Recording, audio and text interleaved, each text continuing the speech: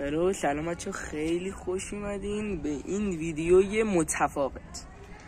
تو این ویدیو در واقع من اومدم بیرون تو فضای طبیعی. من طبیعی خیلی خوشم، یعنی در جنگل. میخواستم امروز یه توضیح کوتاه بدم، یعنی ویدیو اصلا طولانی نیست. این میخوام درباره ایدام توضیح بدم. این که بچه‌ها فکر کنم با من آشنایت پیدا کردید. اگه ویدیو قبلیمو دیده باشید یا اگه ندیدید حتما برید ببینید. ویدیو درباره منه، یعنی درباره خودم توضیح دادم و به این شکل هستش که در واقع من مثلا درباره کسب و کارم، درباره شغل و حرفم، درباره خودم، چرا منی اسم کانالم این و اینا کلا توضیح دادم. بچه اول اسم من امیر بیتوان بود، الان امیر کیلکیوه. چرا کیلکیو داشتم بچه؟ چون من ویدیو معمولا قرار طنز باشه، بس امیر کیلکیو.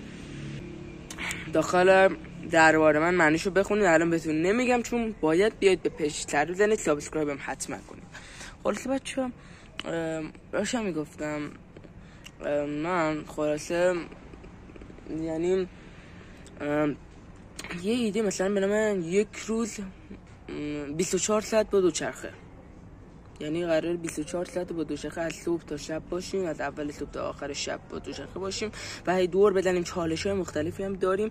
میخوام پارت یکش یعنی اولین ویدیوشو قرار بدم. بعد این ویدیو میخواستم الان اینو بهتون بگم که تا ویدیو بعدی همراهمون باشین، سابسکرایب کنید، زنگولم فشار بدید تا ویدیو بعدیمون حتما ببینید. بای بای.